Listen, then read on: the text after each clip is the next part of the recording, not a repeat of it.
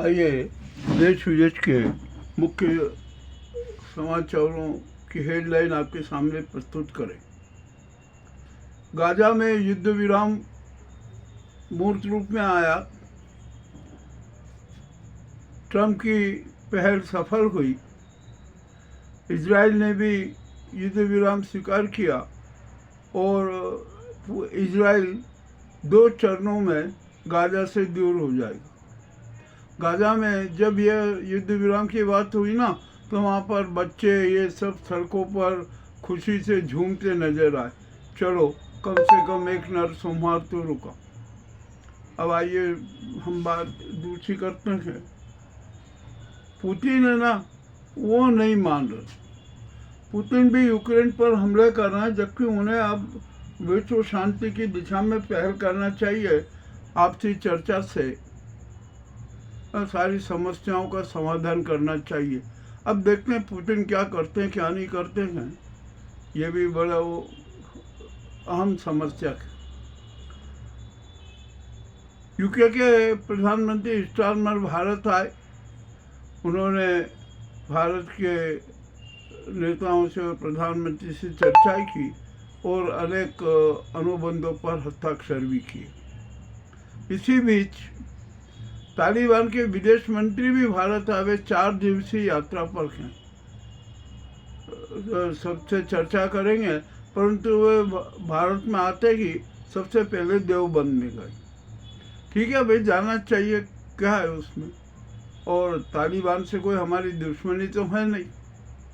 वो आए, स्वागत है, चर्चाएं करें, ये करें। और भारत और अफगानिस्तान की नज़दीकों को लेकर पाकिस्तान के पेट में ज़रूर दुखेगा, उसमें हलचल मचेगी। जो भी हो, अब कर क्या सकते हैं।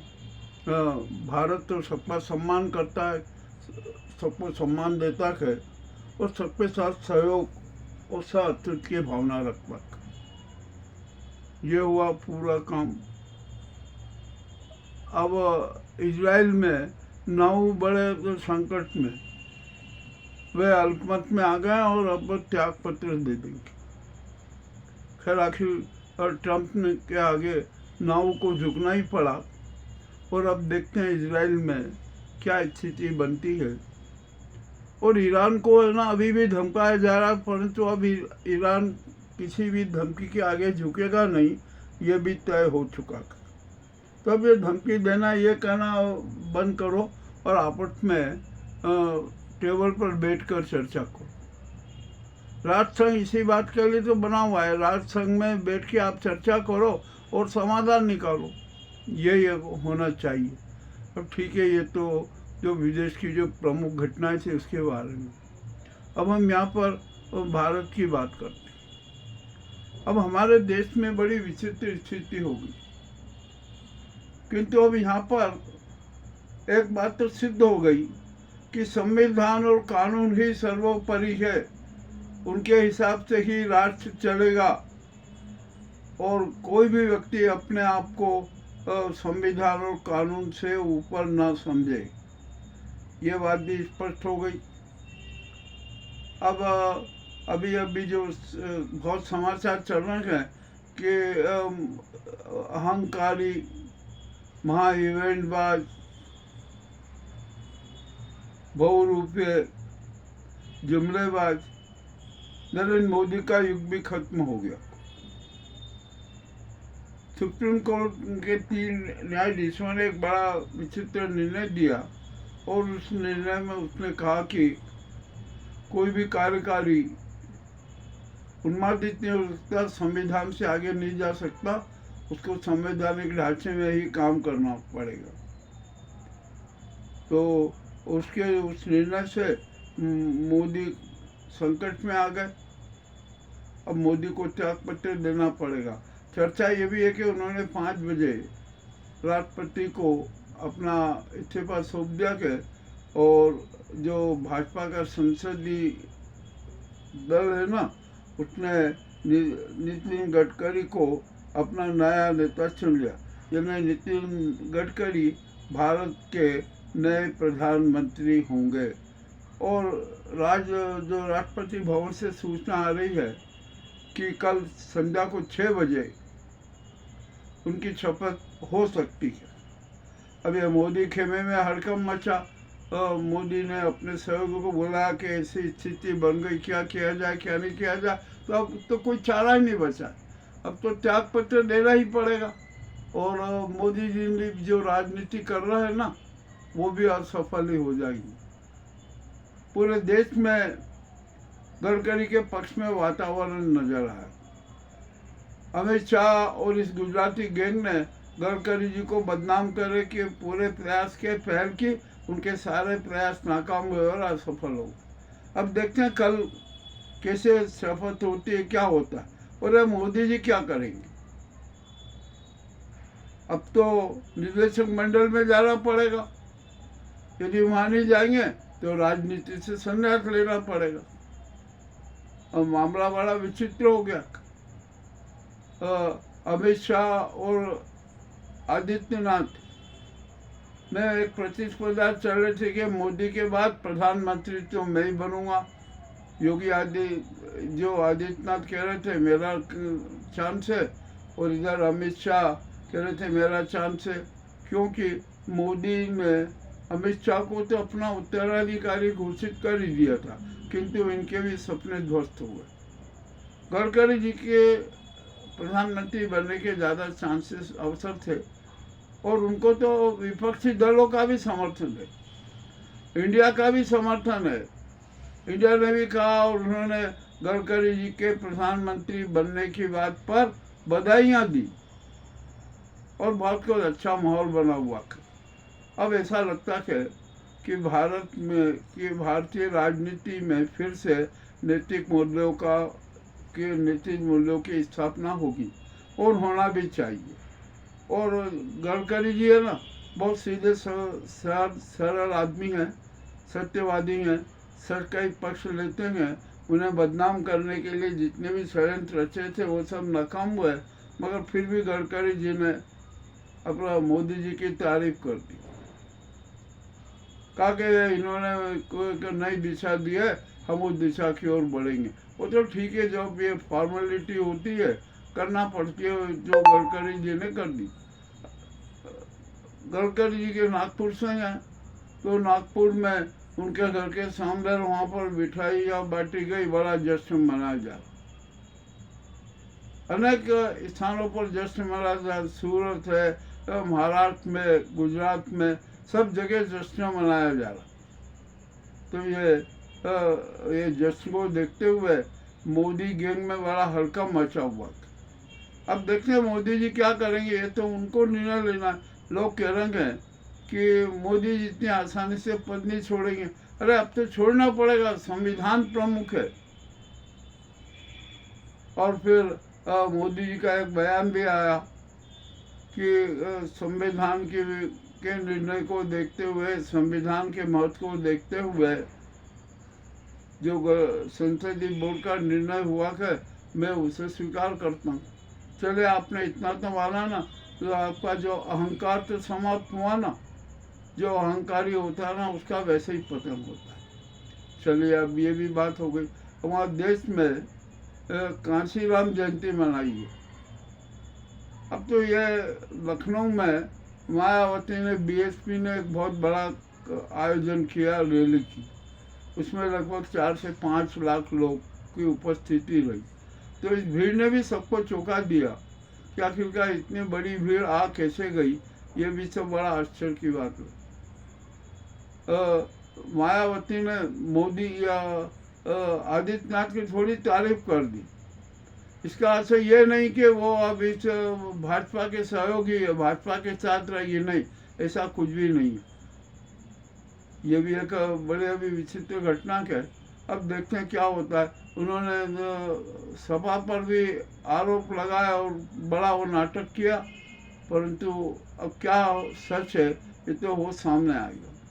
उधर दूसरी तरफ अखिलेश यादव ने तो रिवर कॉरिडोर पर कांशीराम की मूर्ति लगाने का वायदा किया, और भी सारे जो किया ना, दलितों की ये पीडीए वाली स्कीम लागू करने की बात कही, बिल्कुल ठीक है।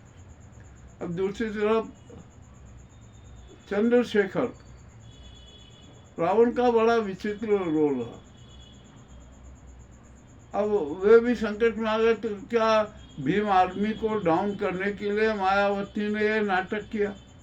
क्या स्थिति है क्या नहीं है हम कुछ नहीं जानते हैं। ये तो हम इतना जानते हैं कि अब देश में बड़ी विचित्र प्रकार की राजनीति हो गई। अब होती होगी, अब क्या कर सकते हैं, जो हो रहा है वो तो सामने दिख रहा है ना। अब यहाँ पर जो जूते वाली संस्कृति है ना, भाजपा के लिए गले की हड्डी बन गई। और जो उनके जो चिंटू है ना, जो सीजेआई के खिलाफ अनर्गल बातें किया करते थे, वो क्या करते थे, वो भी संकट में आ गए। पंजाब सीएम ने 100 लोगों के खिलाफ, जिन चिंटुओं के खिलाफ जो अनर्गल बयान दे रहे थे सुप्रीम कोर्ट पे, सीजेआई पर, वो कह रहे थे ना, उनके 100 से अधिक लोगों के खिलाफ एफआईआर दर्ज कर दी। अब पंजाब पुलिस उन सबको गिरफ्तार करने के लिए भी सक्रिय हो गई।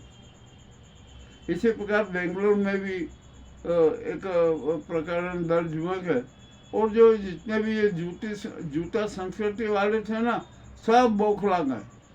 अब वे बिलों में छिपने की तैयारी कर रहे। जनता है ना, सरेआम जो नाटक किए ना इन्होंने, इनका बहुत खिलाफ हो गई है। और जनता भी सीजेआई गवाह के पक्ष में खड़ी नजर आ रही। ये मनुवादी जो गैंग है ना, वो भी अब हतपट हो गए। उनको ये विश्वास नहीं था कि देश की जनता इतना विरोध में खड़ी हो जाएगी। उन्होंने कभी सोचा भी नहीं था। अब तो प्रकरण तो लगेंगे ही, अनेक प्रकार के चल रहे। और कुछ जो जूते संस्कृति वाले चेहरे को है ना, हीरो बनाने का काम, उसको वीर राकेश किशोर को कह रहे हैं, और उसको भारत रत्न का सम्मान देने की बात भी कर रहे हैं। अब मामला तो बड़ा विचित्र हो गया। और सुप्रीम कोर्ट में, दूसरे हाई कोर्ट में, जनता में ये जूता संस्कृति का घोर विरोध हो रहा है, बड़ा विरोध हो रहा है। मेरे जहाँ तक आकलन में देश की 92% जनता इस जूता संस्कृति के खिलाफ। अब जो हो गया ना, ये तो हो गया, परंतु इससे अब क्या है कि न्यायालयों पर, जनता पर, नेताओं पर, सब पे दबाव आ गया कि किसी के साथ कुछ भी घटना हो सकती है। चाहे वो कोई मंत्री हो, ये हो, नेता हो, उस पर भी जूते की वर्षा हो सकती है। मामला तो बड़ा गंभीर हो गया ना। ये तो हमारे जो भारत के इतिहास पर एक कलंक लग गया।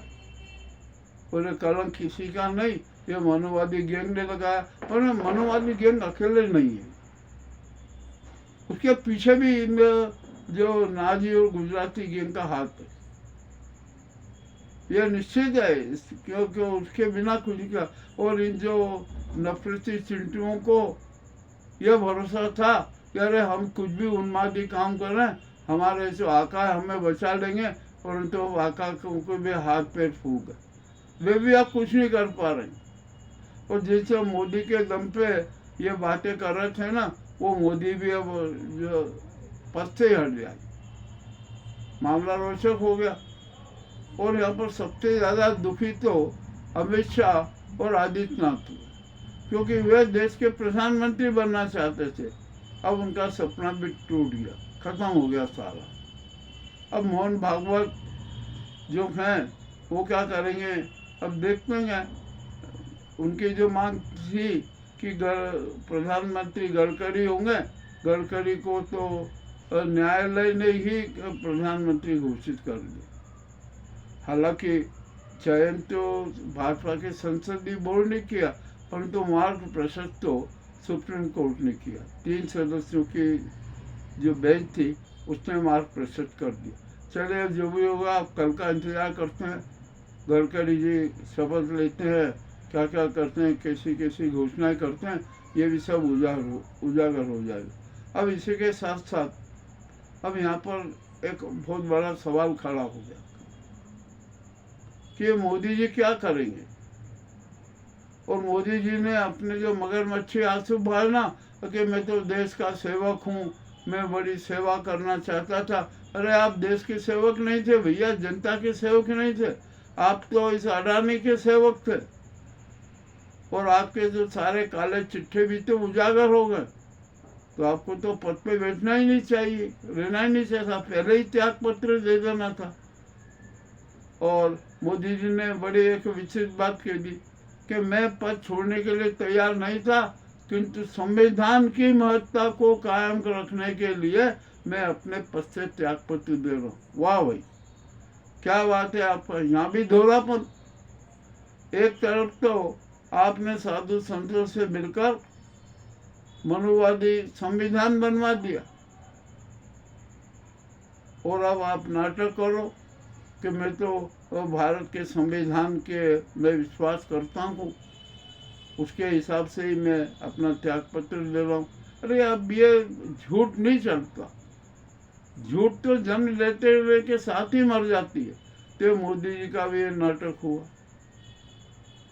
अब यहाँ पर एक अभी सवाल उठा के, जैसे ही गडकरी जी शपथ लेंगे तो ये जितने भी पर्ची वाले मुख्यमंत्री है ना, इन पर गाज गिरेगी, इनको पद छोड़ना पड़ेगा।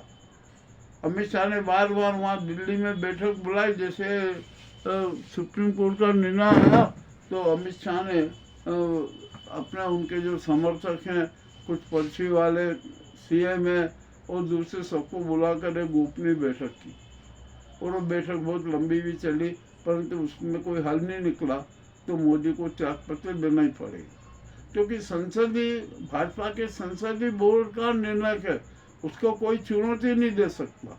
मोदी भी बेबस है, अब उदास होकर बैठ गए, तो बैठ ही जाना चाहिए। अरे उनको तो खुद त्याग पत्र देना था, पहले ही दे देना था, तो ये किरकिरी नहीं होती।